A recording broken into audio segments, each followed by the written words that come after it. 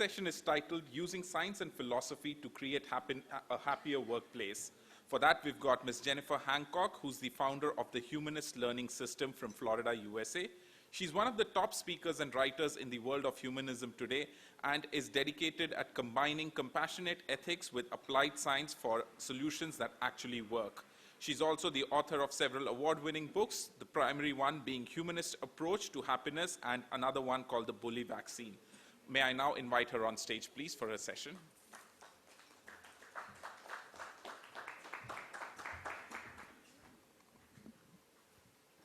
Does it work? Okay, good. Right. I have one of those really weird backgrounds where I have a bachelor's degree in liberal studies, but what that really means is that I was a dolphin trainer working on cognitive language research. I have both book learning in psychology and practical application of behavioral management.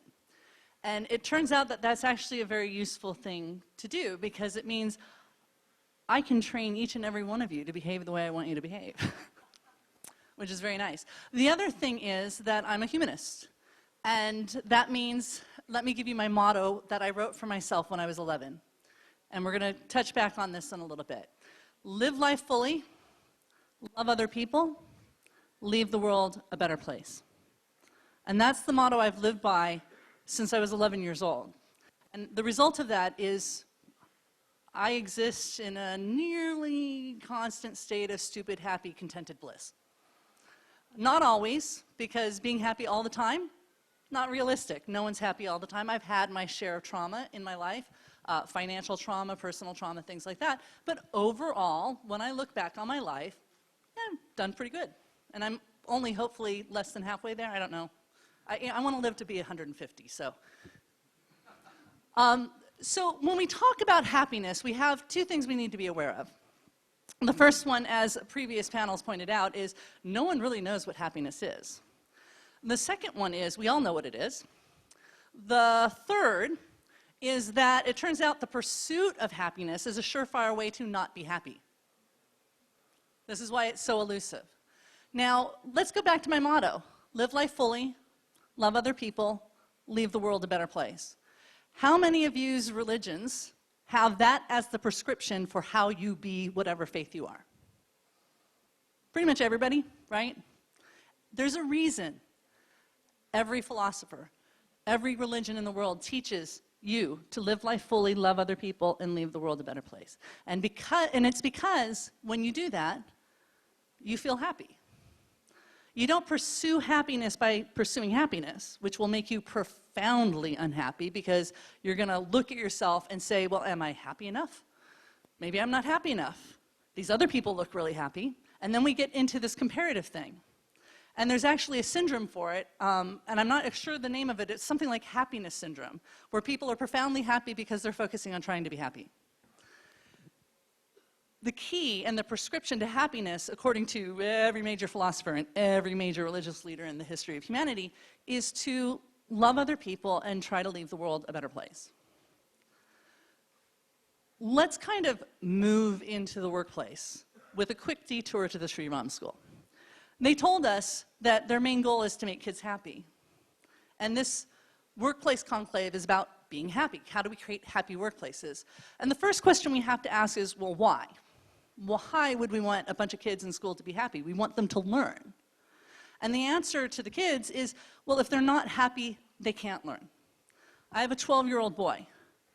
If he is stressed out at all, he cannot remember how to do basic addition. He just freaks out and stresses out and then can't do it. But if I start cracking jokes with him, I make him relax, suddenly all that knowledge is recoverable by him. And the same thing happens in the workplace. Stressed out people, unhappy people, bullied people make really bad decisions. They can't think the way they ideally can. What is the business of business? It's not making money, although that's a nice side effect. The business of business is to solve problems for people. If you are not in the business of solving someone's problem, you're not in business. Because no one's going to pay you money just to pay you money, right? They're giving you money because you're solving one of their problems. So when we talk about happiness as it relates to our cognitive functioning, as it relates to reduced stress, we're talking about how do we make our problem solving better in the workplace, which is why all of these things that people do to create happier, more cohesive workplaces leads to increased productivity. That increased productivity is a function of better problem solving. So let's kind of break this down. If you saw the video I did for the conclave, you'll know I said the 3 keys to a workplace happiness for me is respect, mattering, and fun problem solving, where the problem solving is fun. All of these 3 things are interconnected. And they're connected to my motto. Live life fully, granted, doing it. Love other people. That's a matter of respect. It's about giving respect and getting respect. And when it comes to workplace happiness, we are unhappy if we're not respected. And there's several reasons, and we can get into the science of this, but it has to do with social exclusion. If you're not respected, you are being socially excluded from the in-group that is the workplace culture. And we experience social exclusion because we are a tribal animal. We are evolved to be tribal animals. We experience social exclusion as stress, profound stress, so stressful it is physically painful to be excluded. Now, if you're in a workplace, how many of you have ever hired someone to not work? Wait, no one? All right. Here's what happens in the workplace when someone's socially excluded. They can't participate in problem solving because they've been excluded from the group that's involved in solving the problem. And if you've got a bully in the workplace, they are preventing proper problem solving. And they're impacting everything because they're socially excluding people. Let's talk about mattering. Mattering is that your work is making the world a better place. That was the third part of my motto, right? Leave the world a better place. If your work is helping other people, and it is because your work is to solve problems for people, whether it's an internal customer or an external customer, ultimately external, then your work matters. And there really isn't any, someone asked me during lunch, you know, how are you motivated? I'm like, well, because I'm making the world a better place.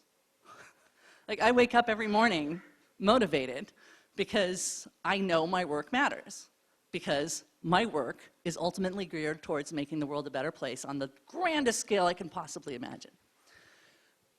But to do that, I have to solve problems well. And to solve problems well, I need other people to help me. And to have other people help me, I have to respect those other people. Otherwise, they're not going to do anything for me. Right?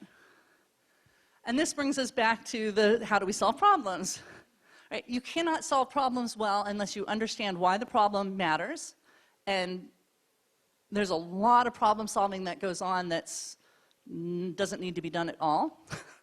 That's a whole other topic, but it has to do with if you don't take a scientific approach to your problem solving, you're going to end up solving what I call proxy problems, which are the problems you think you have, but aren't really your problem. And every moment you spend not doing that, or working on a proxy problem, you're not solving your actual problem. And a lot of times this happens because key people were not included in the discussion for the problem solving.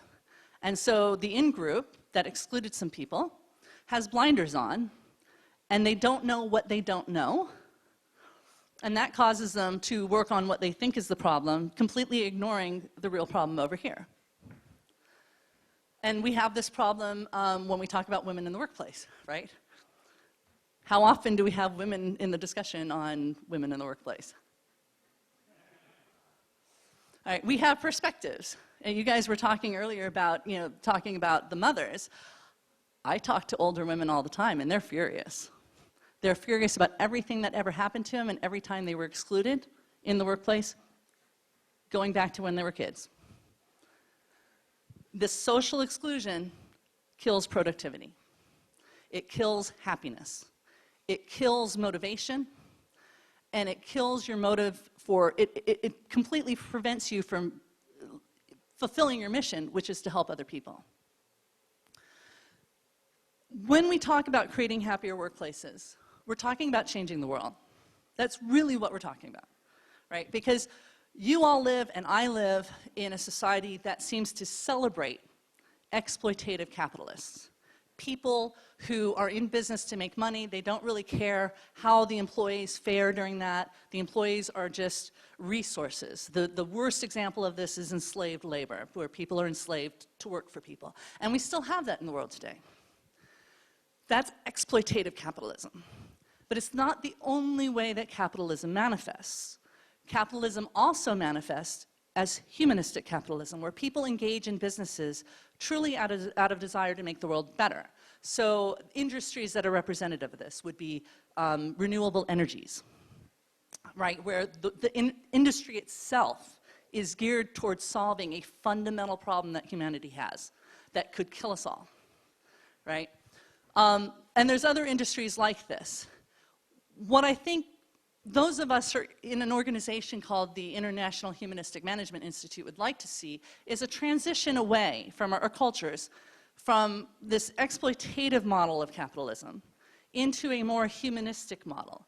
And when we see companies that do this well, we see companies that thrive, they're extraordinarily profitable, their employees are happy because they understand that the work they're doing is making a difference in the world, and if not for the world, for this one customer. And so they're motivated to go to work, even if their manager is a jerk. And that happens. Let's not kid ourselves. I did a training for McDonald's back in December, and I asked them, how many times have you hired from within a really great employee, and that employee turned into a crappy manager? Right? And it happens all the time. And part of that is because they didn't orient the manager to what the role of management is. And when we look at creating happier workplaces, we have to think about what the business is in the first place, why we're in business. We also have to look at how we manage the business. And then we have to look at how we actually create that reality, right? So we know we want happier workplaces because a happier workplace is a moral good, it's an attitudinal good, and it's also a pragmatic good, triple plus good. The question is, how do we get there? And the road there is paved with a whole lot of humans who are completely and totally flawed, myself included. We all have our insecurities. We all have our preconceived notions of what a manager is or should be or isn't. We have preconceived notions about what we want to get out of a job in the first place that might not be, you know, realistic based on what it is. So when I say we need philosophy and science, what I'm really talking about is not just this attitudinal approach, but also how we get there.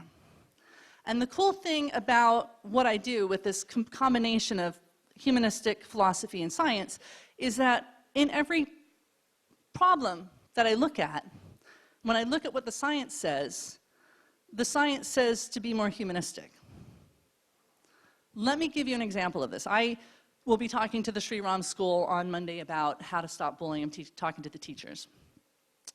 And the problem of how we solve bullying, one of the keys to the fact we've been doing it all wrong is that bullying is still a problem at all levels of society. Right? We're not solving it, which means we're solving it wrong. We made a mistake in our problem solving somewhere. And that mistake is that almost everybody's working on a proxy problem. We want to know why the bully bullies. Because if we know why the bully bullies, then we can stop them. Right? Why the bullies bully is a proxy problem. Your real problem is you want them to stop. Right? Ultimately, you don't care why they're doing it. It's the behavior that needs to stop. The cool thing about going back that step is now we can apply science. And behavioral psychologists have 70 years of research on how to get unwanted behavior to stop. 70 years. And it all says the same thing. In order to get unwanted behavior to stop, you have to stop rewarding the behavior you don't want. Guess what? Punishment, negative reinforcement. Negative reinforcement is reinforcement. It's going to keep the behavior going. And you have to not reward it. And so when we look at our jobs as managers and people in charge of these situations, these interpersonal things, we need to be cognizant about what we're rewarding and what we're not rewarding. What you talked about, you know, in your session was they were rewarding people all wrong. But what happens that's even worse than that is they reward the wrong behavior. right? He was talking about the jerk that gets promoted.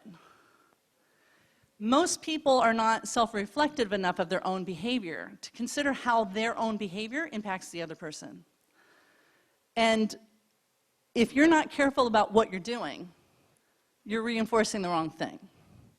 So if we go back to the problem of bullying. Almost everybody has a bullying process or harassment, sexual harassment, where they can report the problem and magic happens, and then nothing happens, right? Which is why the problem keeps happening. And then companies are like, well, why isn't anybody reporting a problem? Because you're not rewarding them for reporting the problem by actually fixing the problem. So we have to think differently about how, and that was just like one example, right? But there's examples for how we motivate sales forces. There's examples on how we reinforce managers. Amazon, they have a great delivery system, except when they don't. I had a package not delivered before I came here. And when I called, they said, oh, that happens a lot. And it said it was delivered, right? It said it was delivered, but it wasn't delivered. And I called and said, okay, it's not delivered. And they said, yeah, that happens a lot. The delivery people mark it as delivered, even though it's not delivered, and they'll probably deliver it tomorrow.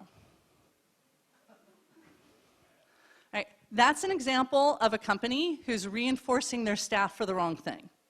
And that reinforcement paradigm, which is you got to get it in on time, causes cascading problems for everybody else in the organization.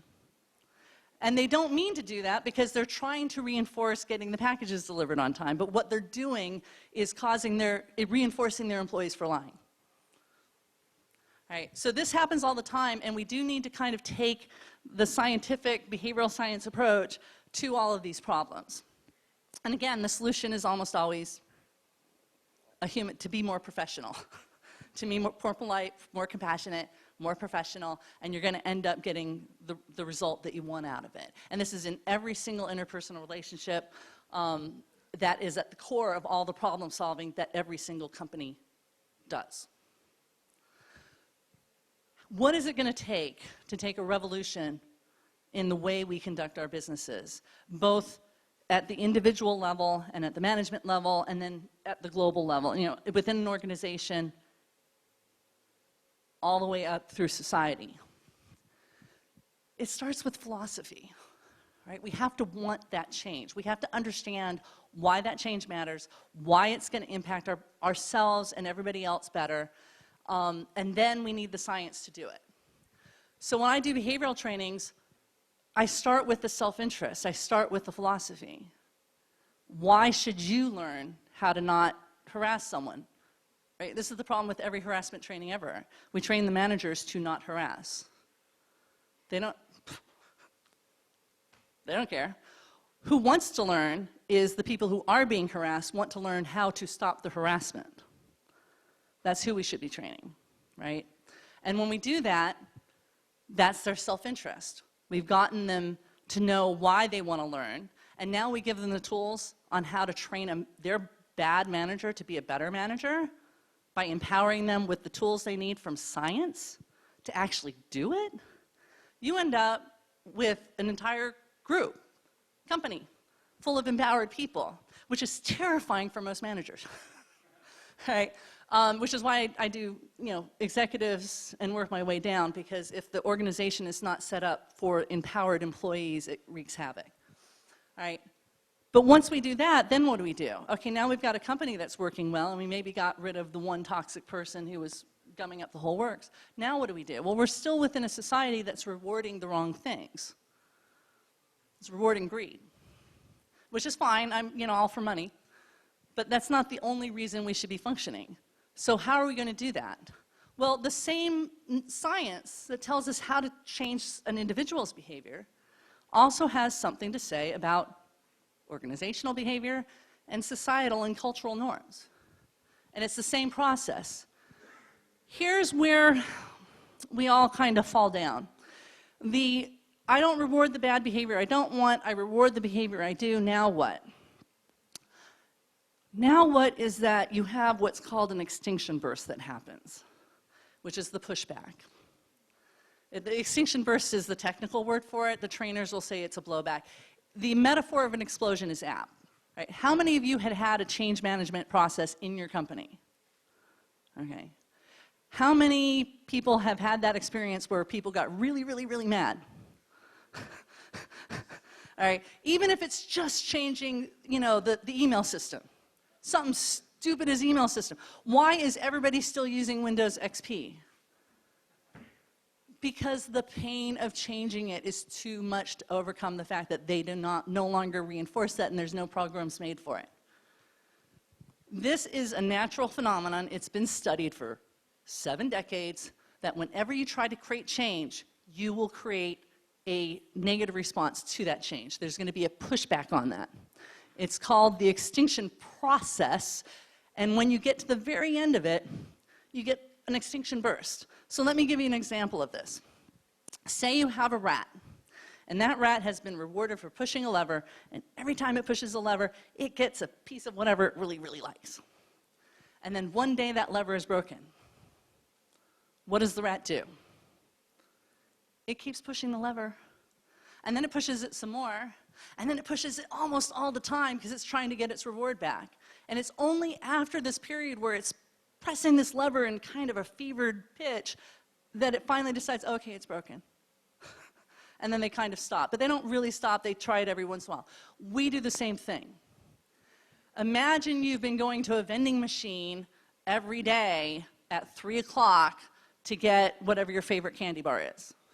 And one day you show up, and that vending, you put in your money, press the buttons, and nothing happens. It doesn't even whir and leave it hanging there, just nothing. How do you respond to that?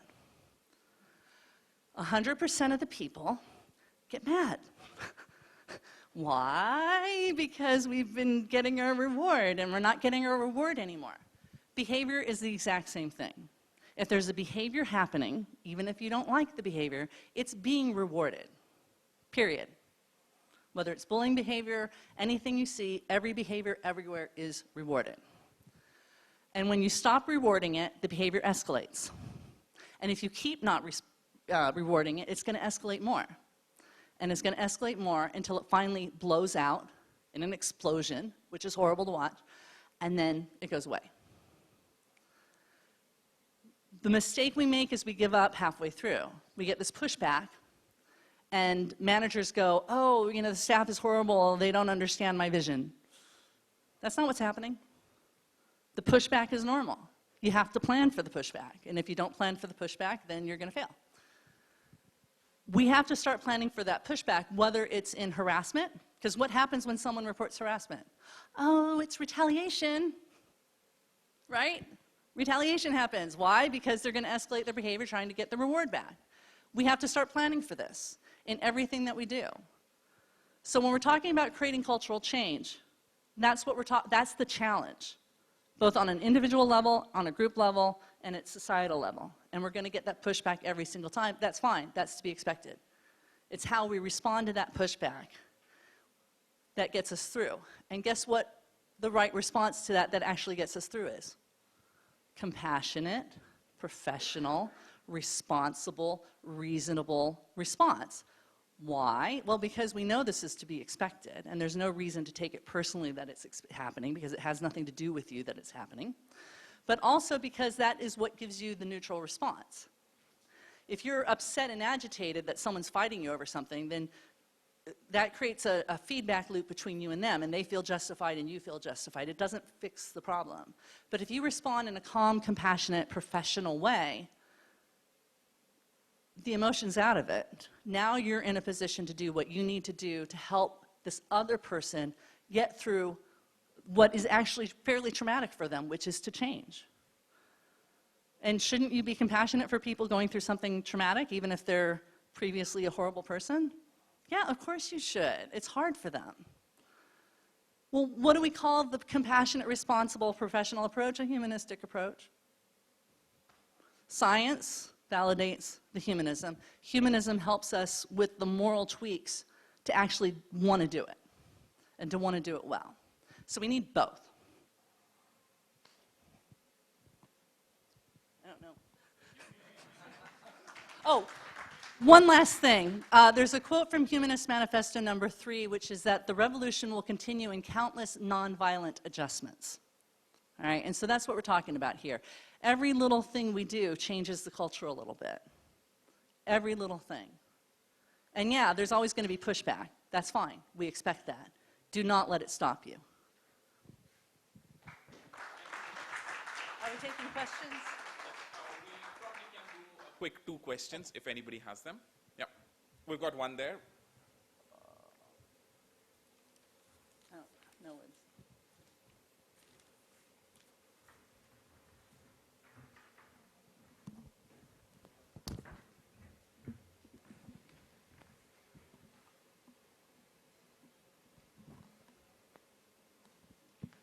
Yeah, so I'm a PhD scholar.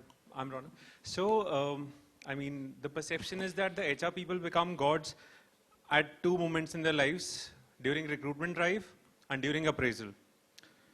And my sister, she's working in the corporate world, so she told me that, you know, the HR people have this saying that when you are asking, you know, people to self-report during appraisal, it's like asking a convict to be the judge, for their own sentences, right?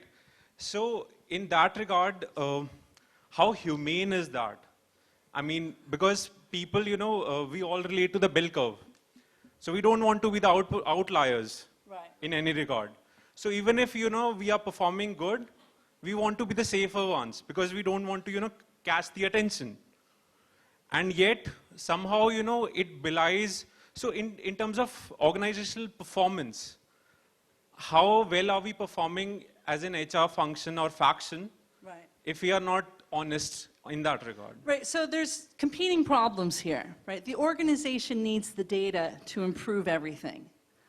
But the reward for the individual to honestly report is net negative.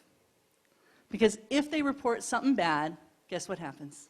Their manager finds out about them, they start getting ostracized, their work situation just got worse. There is absolutely no reason why any sane person would honestly report when that's the cost benefit to them. And this is what I was talking about when I say we have to be really cognizant about what exactly we are rewarding and not rewarding.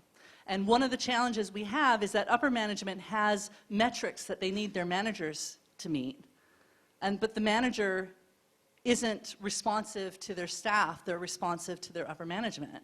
And that's a completely upside down framework from a humanist perspective, right? The humanistic management framework is that management job is a support function to the staff who are actually doing the work. Because who's doing the actual work? It's not the manager.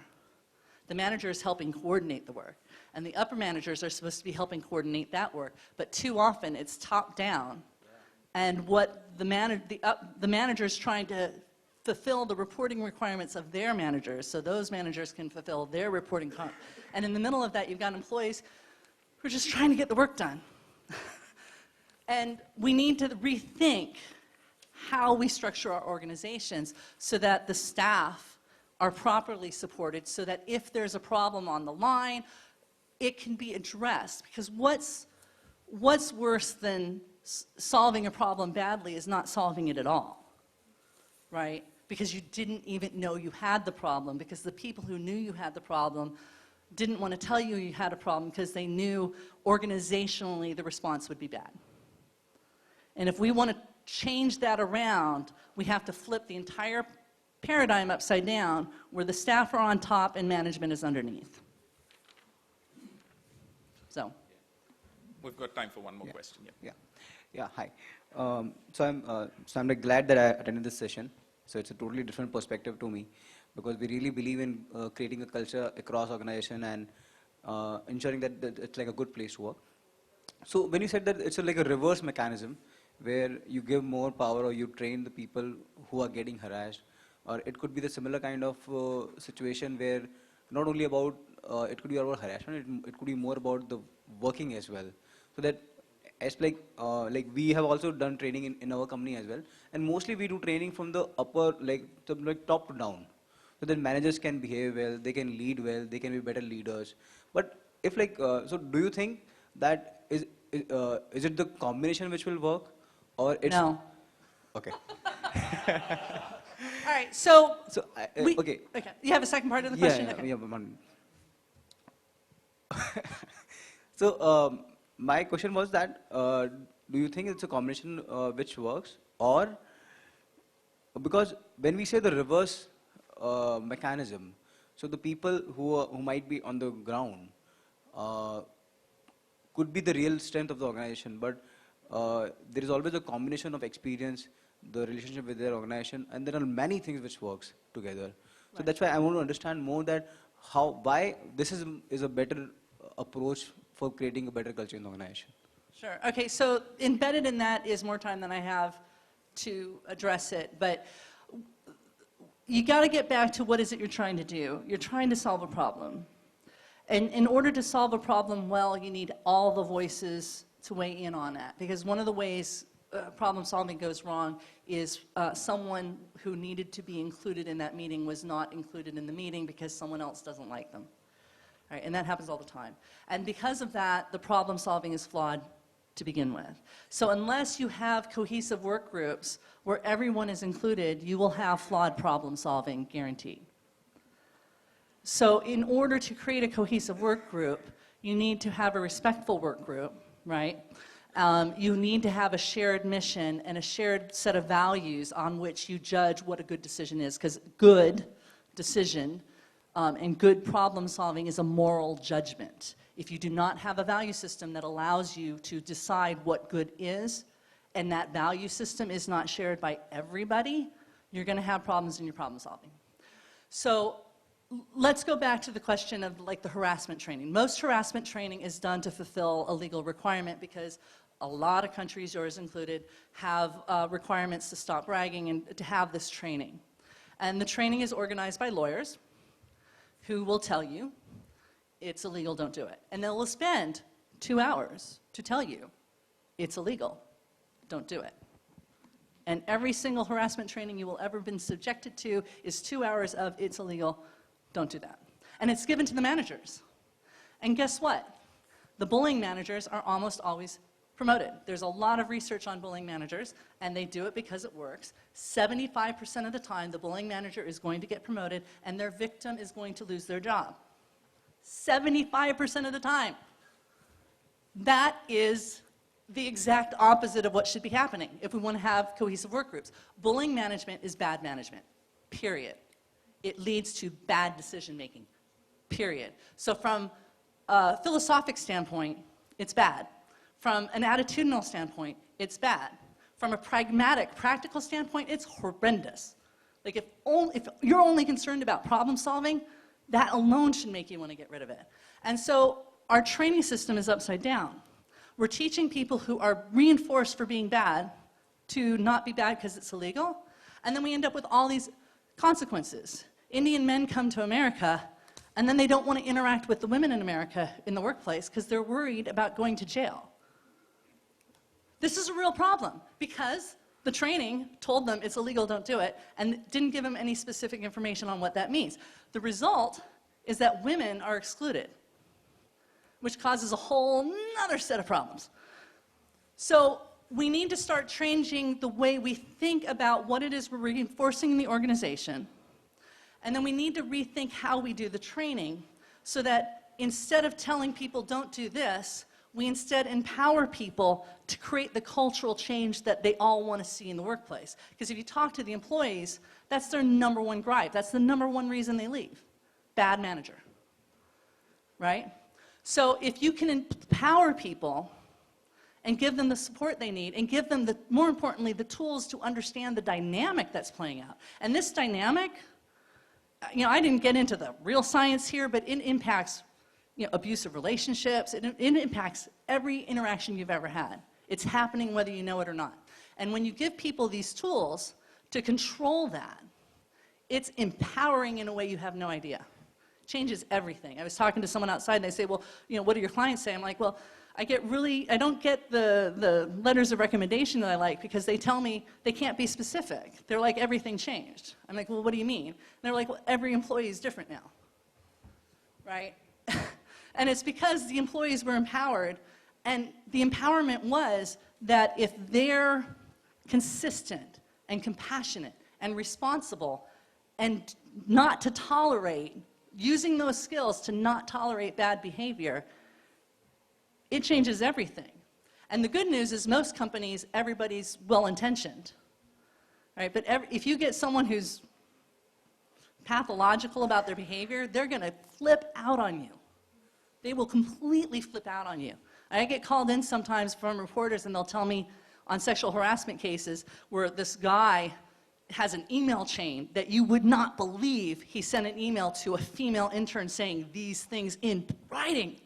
And I'm thinking, no, I can believe that because that's exactly what we'd protect for someone like that to do if their reward went away. So we have to change how we think about what our business is doing, how we organize our business to do it so that we're rewarding the things that we say we value. And then we have to provide the training so that the staff can actually manifest that.